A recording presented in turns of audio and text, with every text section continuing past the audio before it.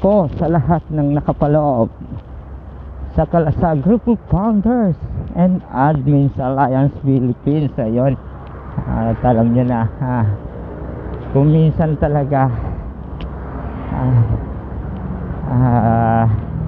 sa simula umaga hanggang hapon, ayan, pagpasensya nyo na kung hindi ako ganong nakakasupport dahil po yun may trabaho.